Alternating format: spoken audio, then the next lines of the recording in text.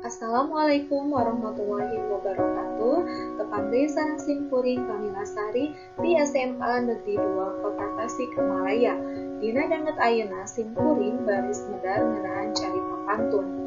Materi carita pantun ieu aya dina pengajaran basa Sunda kelas 12 di semester 2. Tujuan pembelajaran yang pertama dapat menjelaskan isi, struktur, dan unsur kebahasaan petikan cerita pantun.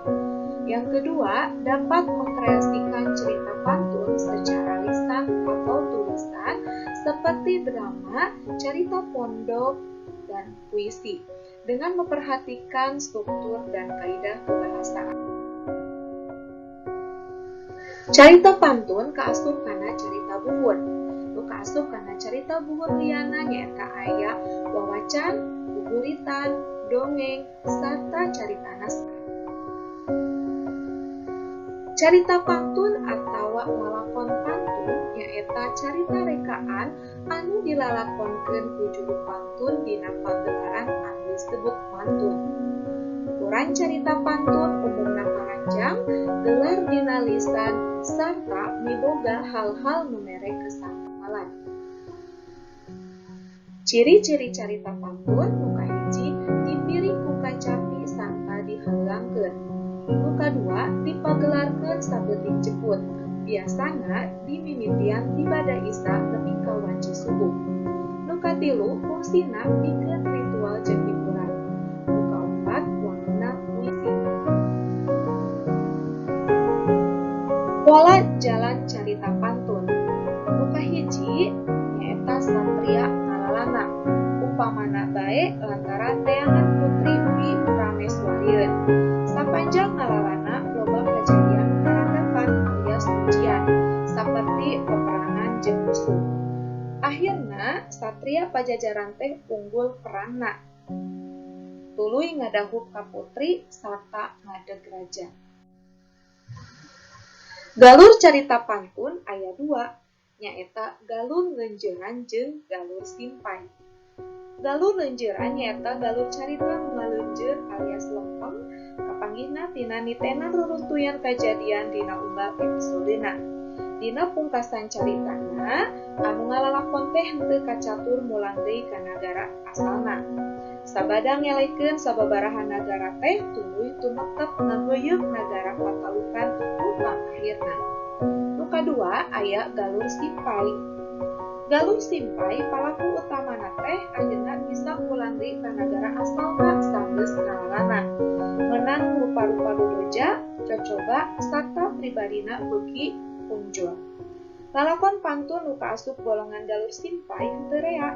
Di antarana nyaeta Pantun Ciung Wanara, Lutung Kasarung, jeung Nuning Ria di Kusuman. Wangun carita pantun aya 5 nu kahiji aya rajah. Rajah dibagi 2, aya rajah pamuka jeung rajah pamuna. Rajah pamuka eusina sanduk-sanduk kaparuhun lantaran rek ngamimitian pantun. Sanduk-sanduk teh hartina menta idin, menta pangraksa jeung pangriksa tilu ngaduduh eta lembur sangkan salamet.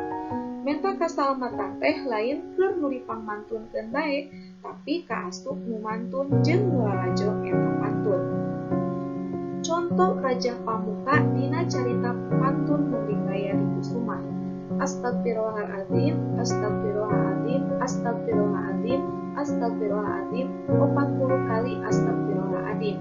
Bul pupus melun kamanggung, kamanggung kasangkumuhun, kabatara kabatari, kabatara neda suka, kabatari neda suci, kanu agung neda maaf, kuring rek diajar ngidung, yang ngidung carita pantun, ngahudang dongeng baheula, ulurung tujuh ka Bandung, kadalapan kerti sorang, wong pilih nerus-nerus tus, wong pilih narajang alas, palias nerus-nerus tus, palias narajang alas.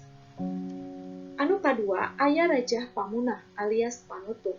Enas-enas nama eusi rajah pamunah sarua bae jeung rajah pamuka nyaeta sanduk-sanduk papalaku utangana pikeun tulak bala jeung pikeun paninglandala. Contona di dieu pun sapun hyang Prabu Wastu pangampura nu diseja bisi langkung nya saur, bisi bahe nya carek, kami ngandar mami tutur lalakon dilalakonkeun. Nu kadua, narasi. Bagian narasi atawa nyaritakeun ditepikeun dina mangsa juru pantun nyambungkeun hiji kajadian kana kajadian saterusna. Jadi contoh narasi dina carita pantun Lutung Kasarung. Tuluy ngimpi kagungan bebene sarupa jeung Sunan Ambu ngalingling ngadeuleuh maling geus nganggo raksukan salin jenengan kana Lutung Kasarung. Kasarung ku sadulur kasimpang ku barayana. Nu salajengna wangun carita pantun nyata deskripsi. Bagian deskripsi nyata bagian nu ngagambarkeun tingkah paripola tokoh carita dina hiji kajadian. Saperti Putri Dangdan, Lengser Lumpat, Satria Perang, Satria Ngapung, Hayam Diadu jeung sajabana. Jadi aya contoh deskripsi dina pantun Lutung Kasarung ngagambarkeun kaayaan Purbasari sanggeus diborehan keler nahun ku Purbararan. Budak keledok diborehan lain teu unik boboreh dipulasan keler nahun nu geulis ngadadak goreng, hideung batan wadah teuleuh, bambang awak batan gagap ngan sorotna henteu leungit sesemu keneh jeung ambu. Pakaian jiga kiramai harembong saburubutan salindang sarigarambang dibahan bobok obuntung bawa leutik di bumi. Nu salajengna wangun carita pantun nyaeta dialog. Bagian dialog atau pabuneman nyaeta pabuneman antara pelakuan. Nu salajengna nyaeta monolog.